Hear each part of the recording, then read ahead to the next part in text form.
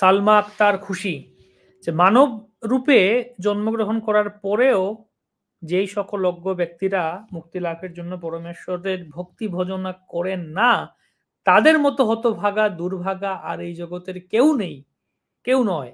এবং তাদের মানব জন্ম সার্থক নয়। যারা মানব জন্ম পাওয়ার পরেও মুক্তি লাভের জন্য ভগবানের ভক্তি করে না, তাদের মতো দুর্ভাগা কেউ নয়, তাদের জন্ম সার্থক নয়। এই বাক্যটি কি সত্য নয়? তো সালমা আক্তার খুশি উনি আমাদের এই টকশোর নিয়মিত একজন শ্রোতা এবং প্রায় প্রত্যেকটা টকশোতে প্রত্যেকটা দিনই উনি প্রশ্ন করে থাকছেন। তো সেবার স্বরাজ মুকুন্দ প্রভুর কাছে যাচ্ছি আমরা। প্রভু, কি বলবেন আপনি? হরে কৃষ্ণ। প্রসঙ্গটি খুবই সঙ্গত। তো যেহেতু শ্রী শ্রী গৌরচন্দ্রের আবির্ভাব তিথি উপলক্ষে আজকের টক শো, তো তাই শ্রী শ্রী গৌরাঙ্গ সুন্দর মহাপ্রভুর শিক্ষা এবং দৃষ্টিভঙ্গি থেকে আমরা এর বিচার এবং পর্যালোচনা করতে চাই। জয় জয় শ্রী চৈতন্য, জয় নিত্যানন্দ, জয় দ্বৈতা চন্দ, জয় গৌর ভক্ত বৃন্দ।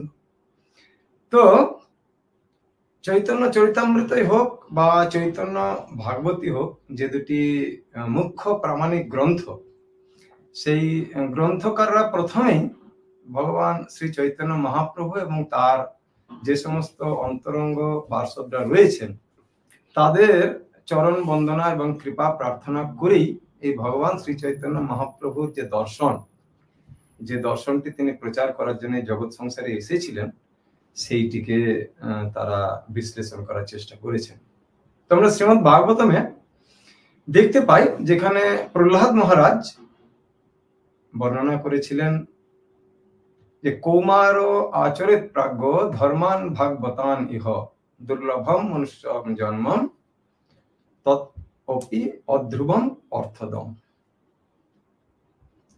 তো সেখানে শ্রীল সুখদেব গোস্বামী বলছেন যে শিশু অবস্থা থেকেই প্রত্যেকটি মানুষের ভাগবত ধর্ম অর্থাৎ কৃষ্ণ যে পরমেশ্বর ভগবান এবং তার সেবা করাই যে প্রত্যেকটি জীবের কর্তব্য, এইটাকে আমাদের আবশ্যকীয়ভাবে অনুসরণ করা উচিত।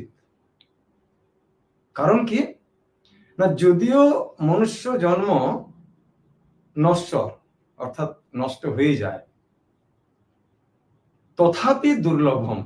কেন দুর্লভম না, এই যে 84 লক্ষ জনিতে ভ্রমণ করার যে আমাদের পর্যায় কাল, সেই পর্যায় কালটিতে একমাত্র মনুষ্য জনিতেই জীব ভগবত ভক্তি অর্থাৎ কৃষ্ণ যে পরমেশ্বর ভগবান, এই প্রশ্নটি করার যে যোগ্যতা বা জ্ঞানের প্রয়োজন হয়, ভগবান কৃপাপূর্বক সেটিকে দিয়ে রেখেছে।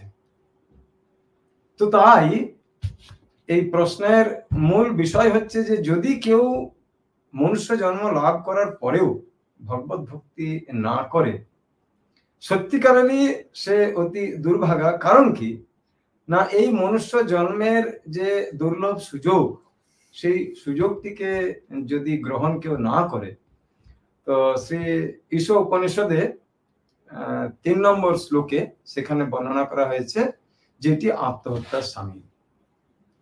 চ আত্ম হনৌজনা। যদি আমাদের এই মনুষ্য জীবনের সুলভ সুযোগগুলিকে আমরা ব্যবহার না করে, আমরা যদি শুধুমাত্র আমাদের সসুখ বাসনা অর্থাৎ ইন্দ্রিয় তৃপ্তির উদ্দেশ্যে আমাদের মানব জীবনটিকে ব্যবহার করে থাকি, তাহলে সেটি হবে আত্মহত্যার সামিল। কারণ কি না, তাহলে আমরা এই যে তম এবং রজগুণ দ্বারা পরিচালিত কর্মকাণ্ডগুলিকে পালন করার ফলে আমরা আবার অধোজনি প্রাপ্ত হব, অর্থাৎ মনুষ্য জন্ম থেকে বঞ্চিত হব। আবার যদি মনুষ্য জন্ম থেকে বঞ্চিত হয়ে অধোজনি প্রাপ্ত হয়, তাহলে আবার কয়েক লক্ষ জন্ম অপেক্ষা করতে হবে আরেকটা দুর্লভ মনুষ্য জন্ম পাওয়ার জন্য।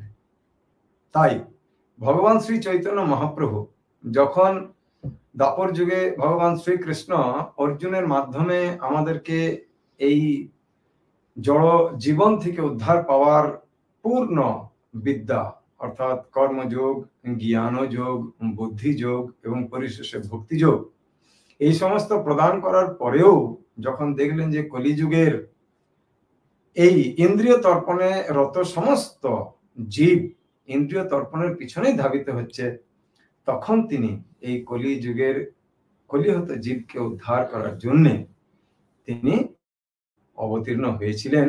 কি না, আমরা প্রদর্শনে বিশ্বাসী, কলিযুগের মানুষ প্রদর্শনে বিশ্বাসী। কোন প্রোডাক্ট যখন বিক্রি করার জন্য কোন কোম্পানি লঞ্চ করে, তো সেই প্রোডাক্টের প্রদর্শন যতক্ষণ পর্যন্ত আমাদের সামনে দেওয়া না হয় ততক্ষণ পর্যন্ত তার আমরা বাস্তবতা বা সেইটির স্থায়িত্ব কত নিখুঁত আমরা এটাকে মানি না। তো তাই শ্রী চৈতন্য মহাপ্রভু কলিযুগের মানুষের এই যে মনের ভাব সেইটিকে তিনি প্রতিষ্ঠা করার জন্যই আর প্রদর্শনমূলক, অর্থাৎ কৃষ্ণ ভক্তি কিভাবে করতে হয় এবং কৃষ্ণ ভক্তি করে এই জড়জাগতিক জীবন থেকে উদ্ধার পেয়ে আর আমরা আবার নিত্যমুক্ত স্তর বা ভগবদ্ধাম লাভ করতে পারি, সেটি আমাদেরকে দেখিয়ে গেছিলেন।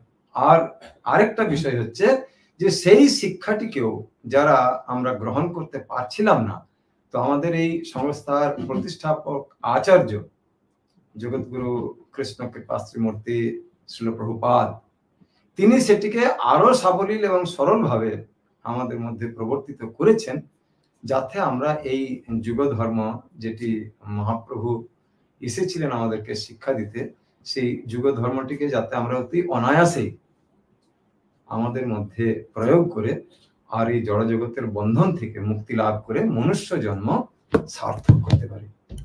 হরে কৃষ্ণ, হরি বল। হরি বল। মনুষ্য জন্ম, দুর্লভ মনুষ্য জন্ম।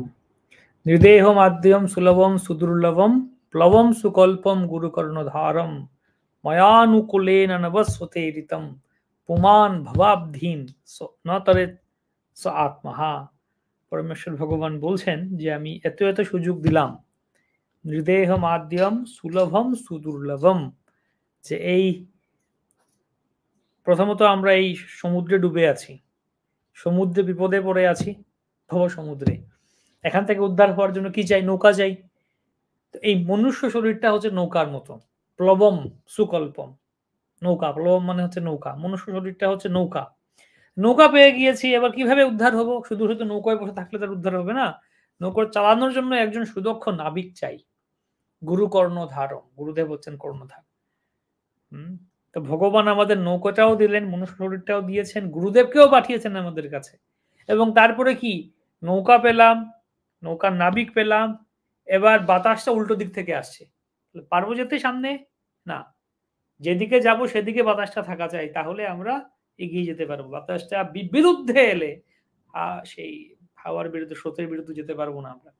অনুকূল বায়ু চাই, তাই ভগবান অনুকূল বায়ু রূপে শাস্ত্র দিলেন, বৈদিক শাস্ত্র আমাদের কাছে পাঠিয়েছেন, গীতা, ভাগবত, চৈতন্য চরিতামৃত, বিভিন্ন কিছু।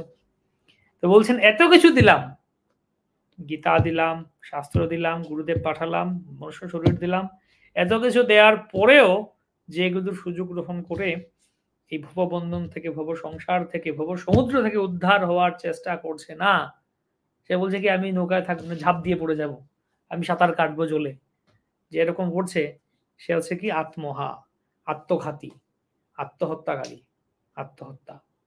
তো অনেকে আত্মহত্যা তো শরীরটাকেই নষ্ট করে ফেলছে আত্মহত্যা করে, কিন্তু এটা হচ্ছে আধ্যাত্মিক আত্মহত্যা। প্রভু অত্যন্ত সুন্দর করে ব্যাখ্যা করলেন এই আত্মহত্যাটা কি।